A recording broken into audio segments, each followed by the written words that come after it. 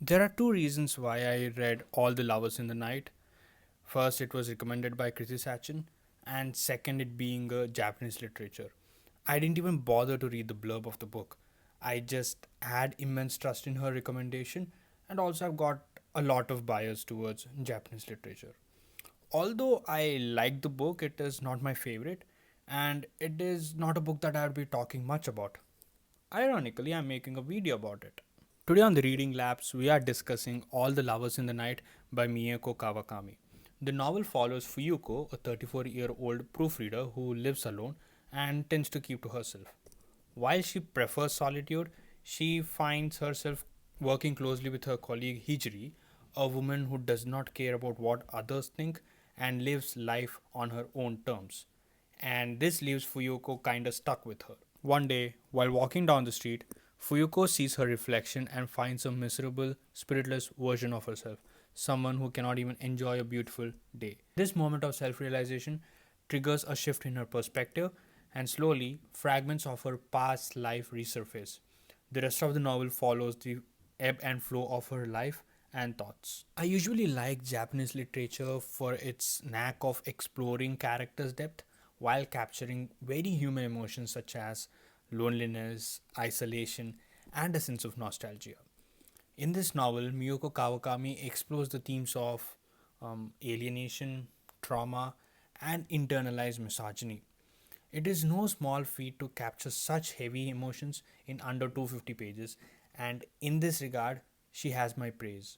When I talk about Fuyuko and her loneliness, I wish I could tell that she enjoys being alone. Unfortunately, that is not the case. She is so distant from her emotions that she does not know what she wants. Her state of being alone is not exactly a lifestyle choice, but an assumption that it is the only way to live her life. To explain it better, I think it is important to understand the difference between solitude and alienation. Now, when we talk about solitude, we imagine a person who is content with life, is alone, and needs no validation from the outside world. Fair enough. Now, what do you think about a situation where a person particularly does not enjoy being alone, and even though they are alone, they cannot help but seek validation from the outside world? And when such a person tries the labeled normal activities such as going out with colleagues, she cannot help but feel stuck in a foreign, hostile world. That is alienation, and that is Fuyoko. Fuyoko has this inability to get along with people, and as a result of which, her colleagues create their own explanations on why Fuyoko is the way she is and go gossiping around. Kawakami captures the feeling of alienation through Fuyuko's eyes so beautifully and effortlessly that we just want to reach out and help her.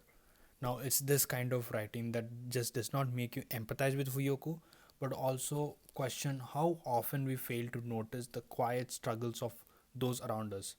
We, as bystanders, just think that we have this innate right to comment on every single human being around us. One of the things that we fail to realize is how deeply trauma can shape a person's life. In this book, Kawakami offers a possible explanation on why Fuyoko is distant from people and also why she refrains from having romantic relationships. In chapter 6, Kawakami begins with the line, I had sex for the first time in my final year of high school. We then meet Mizuno, who is a classmate of Fuyoko. They connect outside the school, confiding in each other. However, Mizuno avoids interacting with her in public.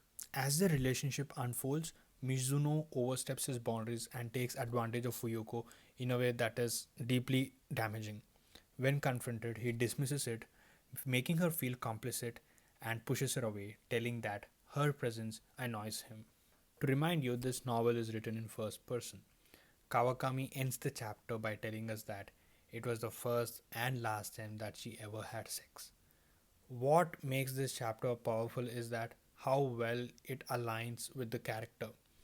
Fuyuko rarely asserts, people just give her orders and she simply follows along.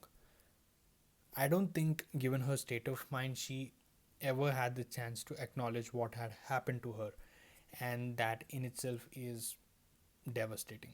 Another key underlying theme in this book is misogyny, And what makes it even more unsettling is it comes from women themselves. Throughout the book, we see this pattern and we see how women judge one another based on lifestyle choices. For example, Fuyuko is taken for granted because she keeps to herself and avoids relationships, while Hijiri faces criticisms for being free spirited and for engaging in relationships. Kawakami does not explicitly highlight this pattern throughout the book. However, it underplays in the background as an unspoken truth.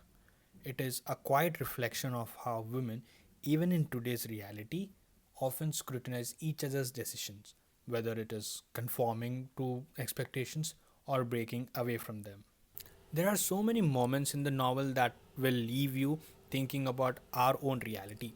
For example, Fuyuko and Hijiri make choices that do not conform to being a woman. However, there is another character, Noriko, who is Fuyuko's high school friend. Now she chooses the traditional path of marriage and motherhood. Despite following the societal norms, she ends up in an unhappy marriage where she and her husband are not loyal to each other. I think in this way, Kawakami subtly challenges our societal rules in place. Kawakami presents situations to understand Fuyuko's thoughts better. In one such situation, Mitsuzuka asks Fuyuko whether she is uncomfortable, to which she says, "Uncomfortable?" I was so stunned by the word that I said it back. This particular line throws light on Fuyuko's thoughts. She has been so detached and such a pushover that she never thought that uncomfortability is a feeling too. Now, I don't know if that is a word, but I used it anyway. Anyway, now that is a complex idea to explain to readers, and I think Kawakami's brilliance lies in this thing, where she explained this whole complex idea in one single line. Talking about the things I did not like, what did not work out for me was Fuyuko's character development. There's a sudden shift in Fuyuko's behavior, and it felt very rushed, as if it was written just to lead to a certain conclusion. At one point, Fuyuko mentions that she does not drink alcohol, but immediately after, she indulges in alcohol. Now, I know that it is written so to depict her decline, but the way it was presented felt forced and unconvincing.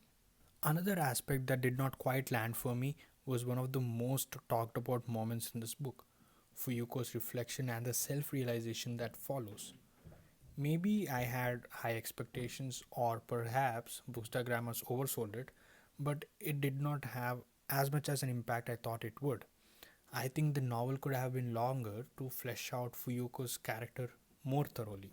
Wrapping up this video, I recommend this to people who like to jump into deep sorrows with the characters. This makes you take a pause and reflect on our own lives and also of our loved ones too. However, if you're someone who likes to have a straightforward plot, this is definitely not for you. If you like this book and are looking for some recommendations, I would recommend The Belja by Sylvia Plath and White Nights by Fyodor Dostoevsky.